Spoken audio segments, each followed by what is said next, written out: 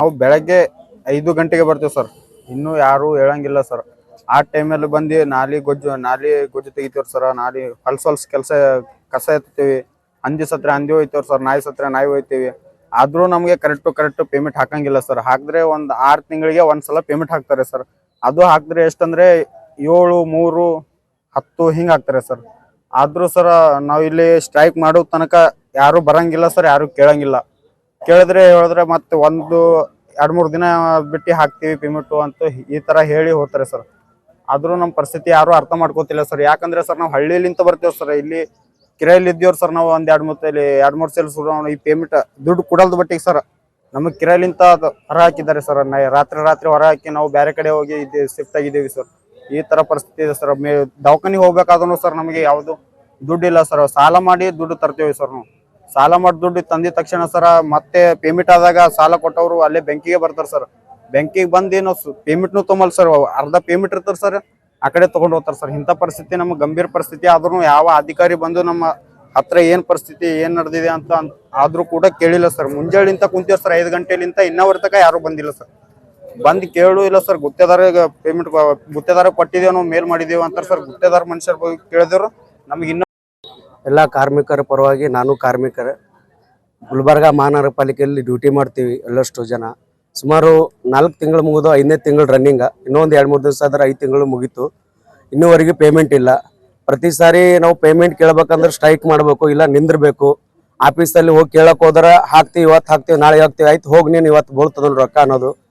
ಇಲ್ಲ ದಿನ ಒಂದು ಕಾಲದಲ್ಲಿ ಆಶ್ವಾಸನೆ ಕೊಡೋದೇ ನಡೆದದ ಇವ್ರದ್ದು. ಇನ್ನೊಂದೇನಪ್ಪ ಅಂದ್ರೆ ಯಾವಾಗೇ ನಾವು ಸ್ಟ್ರೈಕ್ ಮಾಡಿದಾಗ 1 ಪೇಮೆಂಟ್ ಅಥವಾ ಇಲ್ಲ 2 ತಿಂಗಳು ಪೇಮೆಂಟು. 2 ತಿಂಗಳಂದ್ರೆ ಪೇಮೆಂಟ್ ಮೊದಲೇ ಮಾಡಲ್ಲ ಇವರು. 1 ತಿಂಗಳು ಪೇಮೆಂಟ್ ಮಾಡ್ತಾರ. ಇನ್ನೊಂದೇನಪ್ಪ ಅಂದ್ರೆ ಪ್ರತಿ ಜನ ನಾವು ಈಗ ಹೆಂಗ್ ಪರಿಸ್ಥಿತಿ ನಡೆದಪ್ಪ ಅಂದ್ರೆ ಇವ್ರು ಪೇಮೆಂಟ್ ಮಾಡೋ ಬಟ್ಟಿ ಅಲ್ಲಿ ಇಲ್ಲಿ ಸಾಲ ವಾರ ಬಡ್ಡಿ 10 ಬಡ್ಡಿ ತರೋದು. ಇವರು 1 ತಿಂಗಳು ಪೇಮೆಂಟ್ ಆದ ತಕ್ಷಣ ಅವರು ಇಲ್ಲಿ ಆಗಾಡ್ಲಿ ಆ ಬ್ಯಾಂಕಿಗೆ ಹೋಗ್ಲಿ ಕಸ್ಕೊಂಡ್ಕೆ ಹೋಗೋದವ್ರು. ಬಟ್ ತಿಂಗಳ ಪೇಮೆಂಟ್ ಮಾಡ್ತಾ ಇಲ್ಲ ನಮ್ಗೆ. ನಮ್ದು ಏನೇ ನಾವು ಏನ್ರ ಈ ಸದ ಈಗ ನಿಂತೀವಂದ್ರೆ ಅರೆಸ್ಟ್ಮೆಂಟ್ ಮಾಡೋದು, ಬೈಯೋದು, ಅವ್ರ ಕೈಲಿ ಹಚ್ಚಿಸೋದು, ಈ ರೀತಿ ಮಾಡ್ತಾ ಇದ್ದಾರೆ. ಸ್ವಲ್ಪ ದಯವಿಟ್ಟು ಎಲ್ಲ ನಮ್ಮ ಕಾರ್ಮಿಕರಿಗೆ ಪ್ರೋತ್ಸಾಹ ಕೊಡ್ರಿ. ಅನಂತರ ಸ್ವಲ್ಪ ಕಾರ್ಮಿಕರಿಗೆ ಒಂದು ಒಳ್ಳೇದಾಗ್ಲಿ ಅಂತೇಳಿ ಒಂದು ಇದು ಮಾಡಂತ ನಮ್ಮ ಮನವಿ ಕೇಳ್ತೇವ್ರಿ. ಶಿವಕುಮಾರ್ ಹಾಗೂ ಡ್ರೈವರ್ ವತಿಯಿಂದ ನಮಗೆ ಬಹಳಷ್ಟು ತೊಂದರೆ ಇದೆ. ಆದ ಕಾರಣ ನಾವು ಇವತ್ತು ಈ ಸರ್ವ ಸದಸ್ಯರ ವತಿಯಿಂದ ನಮಗೆ ಪೇಮೆಂಟ್ ಇಲ್ಲ. ಡ್ರೈವರ್ಸ್ ಅಂಡ್ ಲೋಡರ್ಸ್ ಪೇಮೆಂಟ್ ಇಲ್ಲ. ಆದ ಕಾರಣ 5 ತಿಂಗಳಾಯ್ತು ಪೇಮೆಂಟ್ ಕೊಡ್ತಾ ಇಲ್ಲ. ಎಲ್ಲ ಅಧಿಕಾರಿಗಳು ಇದೇ ಟೈಪ್ ಹೇಳ್ತಾರೆ. ನಾಳೆಗೆ ಹಾಕ್ತಾರೆ, ನಾಡ್ದು ಆಗ್ತದ, ನಾಳೆಗೆ ಆಗ್ತದ, ನಾಡ್ದು ಹಾಕ್ತಾರೆ. ನಾಳೆಗೆ ನಾಡ್ದು ಅನ್ಕೋತೆ 5 ತಿಂಗಳು ಪೇಮೆಂಟ್ ಇಲ್ಲ. ಈಗ ನಾವು ಉಣ್ಬೇಕೇನೋ ತಿನ್ಬೇಕೇನೋ. ಈಗ ಕಿರಾಯ ಜನ ಇದ್ದಾರೆ. ಕಿರಾಯ ಜನಕ್ಕೆ ಅವರು ಮಾಲಕರು ಇಟ್ಕೋತಾ ಇಲ್ಲ, ಹೊರಗಾಕ್ತಾರ. ಈಗ ಮಕ್ಕಳಿಗೆ ಫೀಸ್ ಕಟ್ಲಿಕ್ಕೆ ದುಡ್ಡಿಲ್ಲ. ಈಗ ನಮ್ಮ ಹಾಲತ್ ಕೇಳೋರು ಯಾರು ಇಲ್ಲ. ಆದ್ರೆ ನಾವು ಯಾರಿಗೆ ಹೋಗಿ ಏನ್ ಕೇಳ್ಬೇಕಂತ ನಮಗ್ ಗೊತ್ತಾಗ್ತಾ ಇಲ್ಲ. ಇಲ್ಲಿವರೆಗೆ ತಕ ಆಯ್ತು. ನಮಗೆ ಯಾವ ಒಂದು ಅಧಿಕಾರಿ ಬಂದು ವಿಚಾರಿಸ್ಲಿಕ್ಕೆ ತಯಾರಿಲ್ಲ, ಒಂದು ಗುತ್ತೇದಾರ ಬಂದು ವಿಚಾರಿಸ್ಲಿಕ್ಕೆ ತಯಾರಿಲ್ಲ. ನಮಗೆ ESI ಇಲ್ಲ, PF ಇಲ್ಲ, ಪಗಾರ ಇಲ್ಲ. ನಾವು ಇನ್ನೂ ವರ್ಷ ಇದೇ ಟೈಪ್ ದುಡಿಬೇಕು ಅಂತಕ್ಕಂಥದ್ದು ಒಂದು ತಿಳಿತಾ ಇಲ್ಲ. ಅದಕ್ಕೆ ನಮಗೆ ಅಧಿಕಾರಿಗಳು ಬಂದು ನಮಗೆ ಏನಂತದ್ದು ನಮಗೆ ತಿಳಿಸ್ಬೇಕಂತ ಅಧಿಕಾರಿಗಳಿಗೆ ಮನವಿ ಮಾಡ್ತೀವಿ ನಾವು. ಯಾಕಂದ್ರೆ ನಮಗೆ ಬಹಳಷ್ಟು ತೊಂದರೆ ಇದೆ. ಈ ತೊಂದರೆ ನಮಗೆ ಈಡೇರಿಸ್ತಾರಂತೆ ನಾವು ಅವರು ಕೇಳ್ಕೊತಿದ್ದೆವು. ಆದ ಕಾರಣ ನಮಗೆ 5 ತಿಂಗಳು ಪೇಮೆಂಟ್ ಇಲ್ಲ. ಈಗ ನಮಗೆ 5 ತಿಂಗಳು ಪೇಮೆಂಟ್ ಇಲ್ಲ. ನಮಗೆ ಮಿನಿಮಮ್ 4 ತಿಂಗಳ ಪೇಮೆಂಟ್ ಮಾಡ್ಬೇಕಂತ ಕೇಸಿ ನಾವು ಅವ್ರಿಗೆ ಆಗ್ರಹ ಇದೆ. ಆದ್ರ ಕಾರಣ ಈಗ ಮುಂದೆ ಬರೋ ದಿನಗಳಲ್ಲಿ ಪೌರ ಕಾರ್ಮಿಕರ ದಿನಾಚರಣೆ ಇದೆ. ನಾವು 18-19 ವರ್ಷ ಆಯ್ತು ದುಡಿಲ್ಕತ್ತೀವಿ. 10 ವರ್ಷ ಆಯ್ತು ದುಡಿಲ್ಕತ್ತಾರ. ನಮಗಿನ್ನ ನೇರ ಪಾವತಿ ಇಲ್ಲ, ಪರ್ಮೆಂಟ್ ಇಲ್ಲ.